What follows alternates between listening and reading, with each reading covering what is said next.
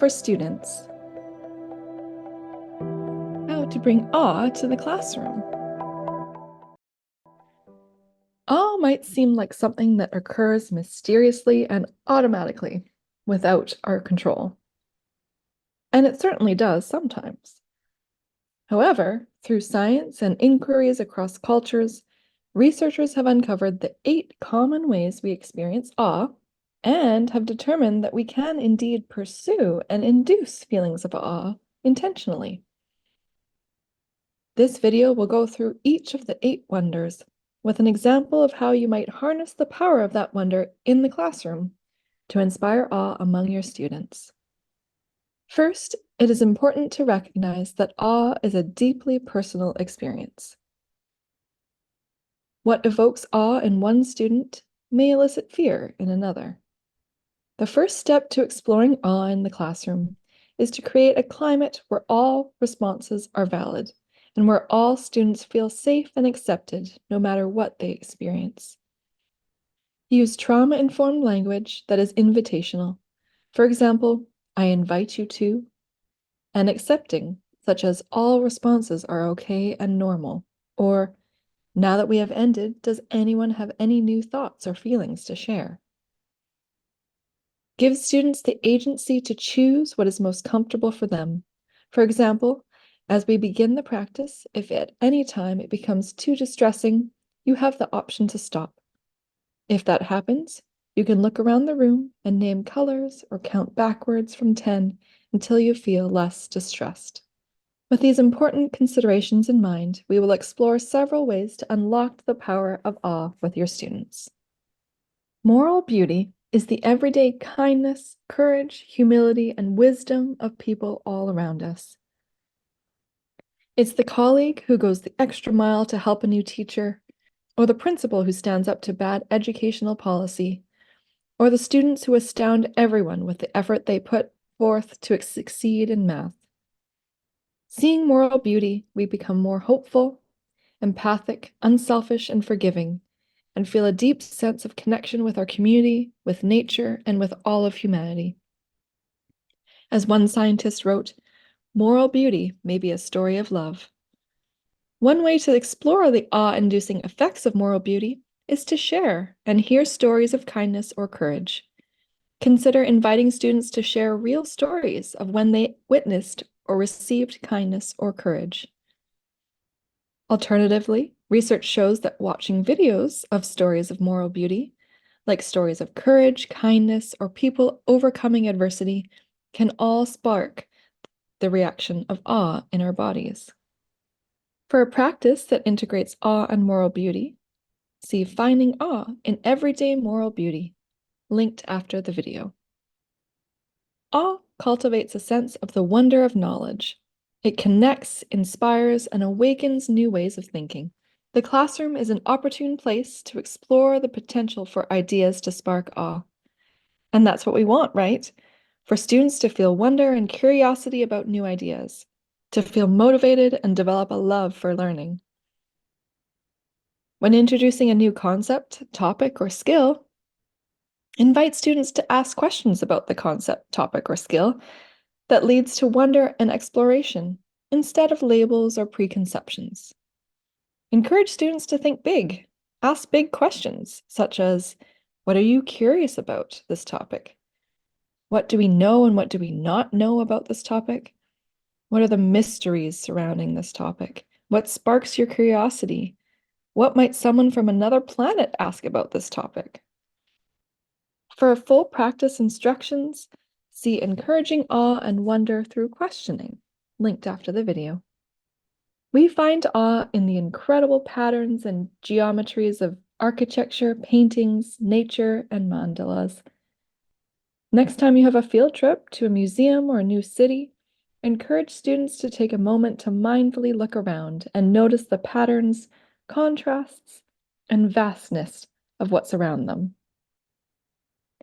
Students can also create their own visual designs to experience the dual benefit of creating art and experiencing awe from design.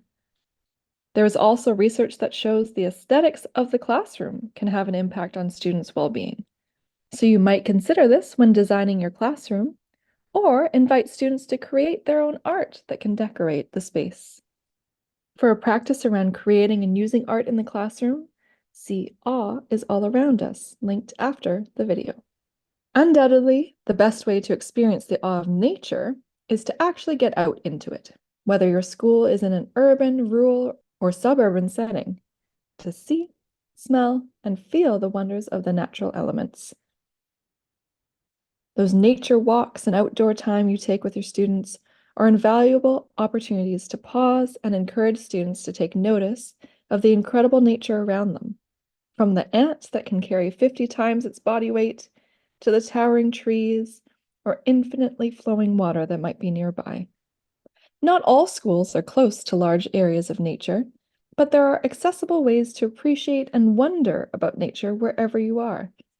For example, everyone can walk out and look up at the clouds in the sky, or take notice of the changes in weather, or even wonder about the minds of their pets or the birds flying by. You can encourage your students to journal about whatever natural phenomena they have around them.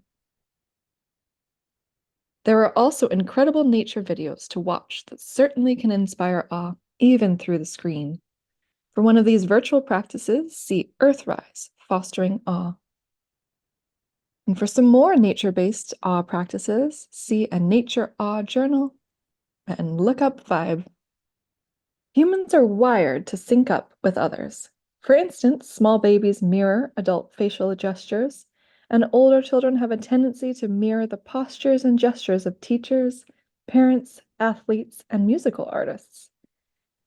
When we move in unison with others, scientists call it collective effervescence.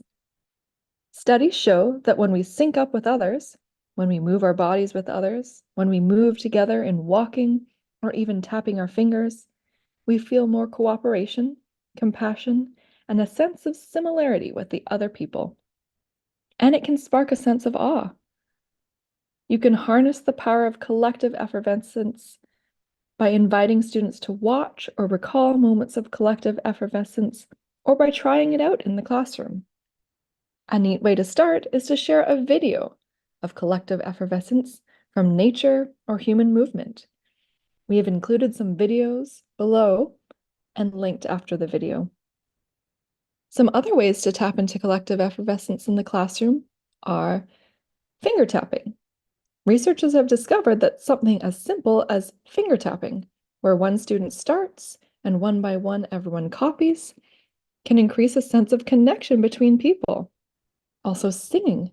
Ask students to suggest a song to sing in unison or in rounds. And dancing. Turn on a dance video or ask students to teach a simple dance routine. The human wave. This is something we have maybe all experienced, the power and excitement of a human wave coming around a stadium. You can do a small version in the classroom as well. Go row by row or move in a circle. And finally, walk, inside or outside. Invite students to first walk out of step with each other and then switch to walking in unison. Ask them whether they felt a difference. Scientists have found that walking together can help resolve conflicts and increase pro-social behavior. And finally, get creative. Invite students to come up with a way to experience collective effervescence themselves. For this practice and more suggestions for exploring this wonder, see the beauty of collective effervescence that is linked after the video. Humans have been making music for thousands of years. We make music to inspire others to feel awe and to share in the experience of what is vast and mysterious in life. When we feel awe through music, we get goosebumps, we cheer, we dance. But music is also telling us something deeper about who we are. It expresses our cultural values and identities, and it can provide insight into our struggles in life. Music is something fairly easy to infuse into the classroom, to inspire some awe, and to help shift the tone of the classroom when it's needed, either upregulating the energy or downregulating it. Consider this brief practice. Invite students to think about a piece of music that sparks awe or wonder in them. Have them write a brief reflection on this experience, thinking about questions like, where did you first hear this music? Who was there? How did it make you feel? Did this music spark any interesting thoughts or ideas? And why do you find this song awe-inspiring? You can then group students in groups or pairs and have them share their songs, if you have a way of doing so. Or you can compile a playlist of everyone's awe-inspiring songs for another time, and have everyone listen and reflect on other students' awe songs. For a full practice of experiencing awe through music, by Dr. Dacher Keltner, see Letting Music Shape Your Students. Awe connects us to the mysteries and wonders of the life cycle, the cycle that involves birth, growth, decay, death, and rebirth. When life emerges, we feel awe. When we see life coming to a close, we also feel awe.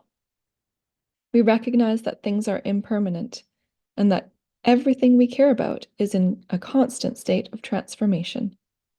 Humans often find themselves with chills, tears, and reverence when witness to the start, departure, or cycle of human life. This can be a heavy topic, one to approach with trauma sensitivity. An accessible and educational way to explore the wonders of life cycles is to start with other living creatures. Invite students to ponder the life cycles of living things like butterflies or frogs. Or you can even invite them to ponder the life cycle of an idea, something like the earth is flat. How did this idea emerge? What led to it? How did it take hold and spread around? What started to change this idea or belief? And what eventually led to its drop in popularity? For a full practice about the wonders of a life cycle, see Wabi Sabi, Finding Beauty in the Cycles of Life, linked after the video. And finally, transcendence, spirituality, and meaning in life. Even brief experiences of awe can bring students a sense of meaning, whether that be greater purpose in life or ideas about what to do when they grow up. Connecting to purpose and meaning can predict better well-being and motivation in school for students. If awe can inspire this, it is certainly worth exploring. One way to tap into meaning is to explore your most important values.